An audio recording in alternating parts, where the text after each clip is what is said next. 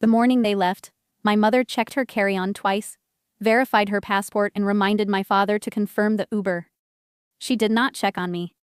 I was 11 years old, standing at the top of the stairs in socked feet, watching them move through the front hallway with the brisk efficiency of people running late for something important. My mother, Sylvia, wore a cream linen blazer and had her hair pinned up the way she only did when she wanted to be photographed. My father, Owen, said almost nothing, which was not unusual. He existed in our house the way furniture exists, present, functional, easy to overlook. Before she walked out, my mother set two things on the kitchen table: a folded pair of $10 bills and a silver credit card still sealed in a small paper sleeve. $20 for the month, she said. The card is for emergencies only. Don't be reckless with it. Then she wheeled her suitcase through the door, and my father followed, and the lock clicked behind them. I stood at the window and watched the rideshare pull away from the curb. I waited 5 minutes, the way you wait after a noise in the dark, to be certain. They didn't come back. We lived in a beige colonial on a cul-de-sac in a suburb of Columbus, Ohio. The lawn was edged every 2 weeks by a service my mother paid for but liked to imply she managed herself. She had nearly 9,000 followers on a lifestyle account where she posted Sunday dinners, seasonal table settings, and photos with captions like "so grateful for this little life." If you scrolled far enough back, you'd find photos of me toddler age useful for the aesthetic. By the time I was 8 or 9, I'd been quietly edited out. She said I didn't like being photographed. I'd learned not to argue with her narration of my own preferences. My father worked long hours in municipal contracting. He came home tired, ate what was on the table, and treated silence like a courtesy he was extending to everyone. He wasn't unkind. He was simply absent in a way that had nothing to do with geography. I'd been making my own breakfast since 2nd grade. I signed my own field trip forms. I was, as my mother liked to tell company, remarkably self-sufficient for her age. She said it with the mild pride of someone describing a low-maintenance houseplant. I thought this was ordinary. I thought every child learned early to take up as little space as possible, to be grateful for attention rather than expect it. I did not yet understand that I was being prepared very efficiently to be left. 2 weeks before their departure, my mother called me to the living room and told me about Europe the way someone announces a schedule change: Paris, then Rome, then a Greek island whose name she mispronounced. 1 month. You're old enough to manage, she said. You've been doing it half your life already. My father stood by the sliding door to the backyard, his back to both of us. I asked who would stay with me. She looked at me the way she looked at autocorrect errors, brief irritation quickly suppressed. No one, she said. You know how to take care of yourself. That's the whole point.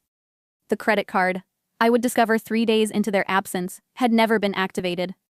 I found this out standing at a gas station register with a bottle of juice and a can of soup, listening to the cashier's flat voice.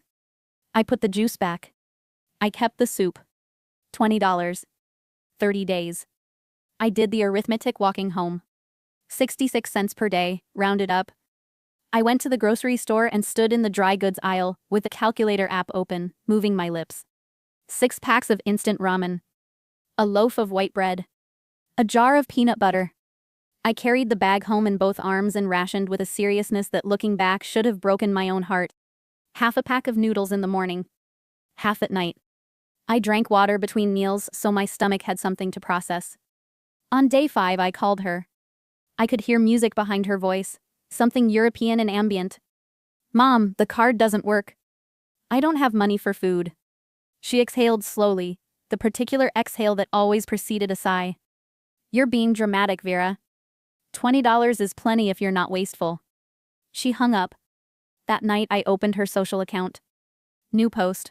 My mother at a candlelit restaurant. A small plate of something intricate in front of her, laughing at something off camera. La Dolce Vita, the caption read. I got the old tablet from my desk drawer, opened the camera and pressed record. Today is day 5, I said. My voice was steadier than I felt. Mom posted from a 3-star restaurant. I ate half a pack of ramen. I kept going. My neighbor, Mr. Desmond Fife, was 72 and had lived in the yellow house beside ours since before my parents bought theirs. He walked with a slight limp and kept a cat named something I could never quite catch. He noticed the empty driveway on day 7, knocked on my door with a careful knock of someone who already suspects the answer.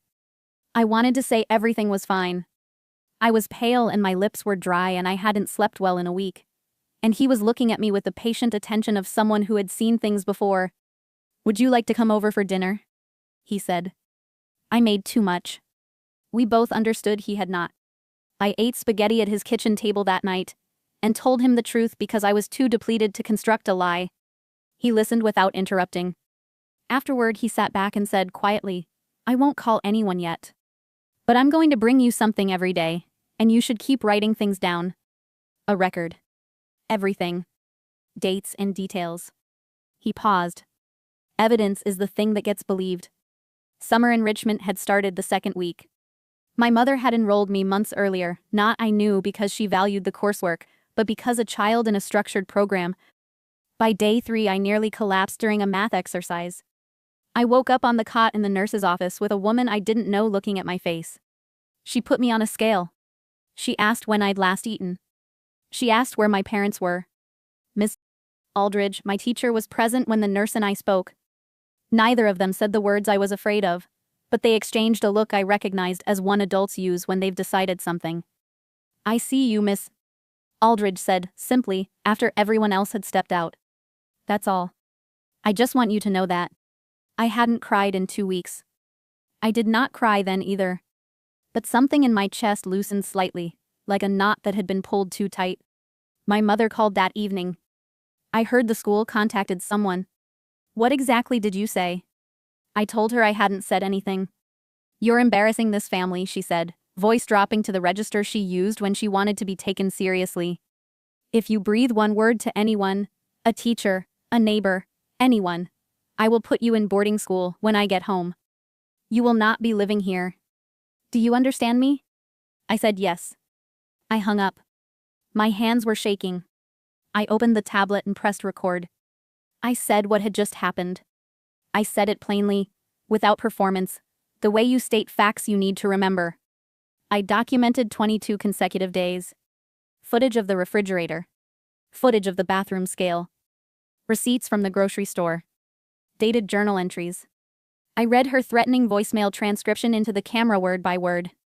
Miss Yun, the caseworker assigned after the school filed a report, arrived on day 22. She moved through the house with quiet efficiency, opened the refrigerator, looked at the trash, turned to me. "Do you have anything you'd like to show me?" I brought her the tablet. She watched without speaking. When the last video ended, she said, "You're very careful, Vera. This matters."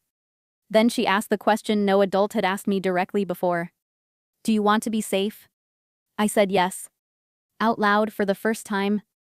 The legal picture that assembled itself over the following days was detailed and unambiguous. 22 videos. A school medical report documenting 9 pounds of weight loss in 2 weeks. Financial records obtained by subpoena. My parents had spent just under $44,000 in 30 days. The credit card left for me had been requested but never activated. This was not oversight.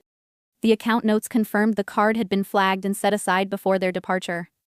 My mother had planned a welcome home party for 38 guests. There was a catered spread, a slide projection of their trip photos, and a banner above the front window. She was mid-conversation, holding a glass of something sparkling, when the doorbell rang. She opened it with a smile already arranged on her face. Miss Yoon stood on the porch with 2 officers behind her.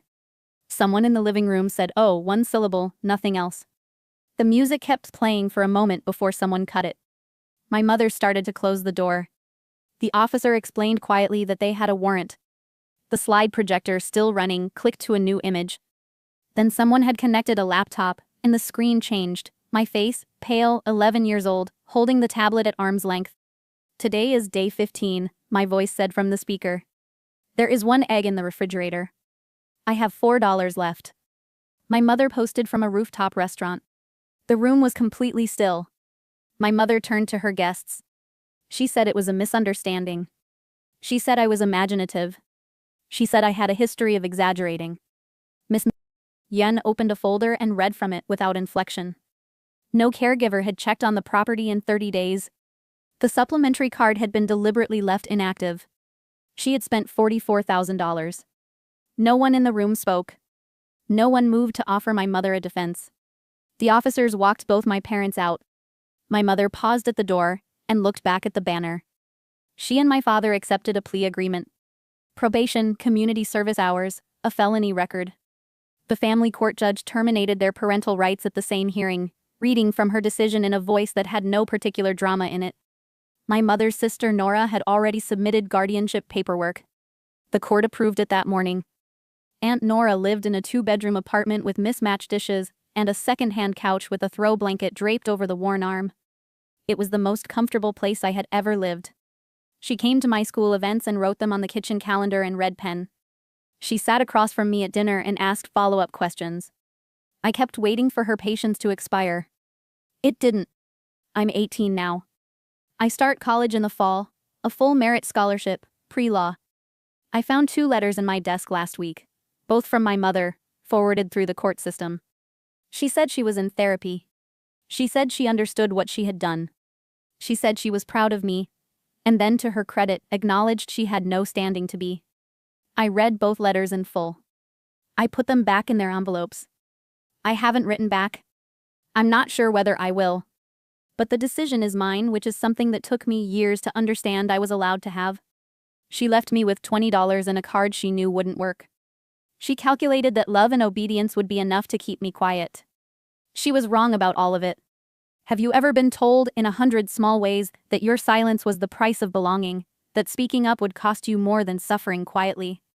I'd like to ask you what you did with that. Because some of us learned, slowly and at considerable cost, that silence only ever protects the people it benefits. Not you. Never you.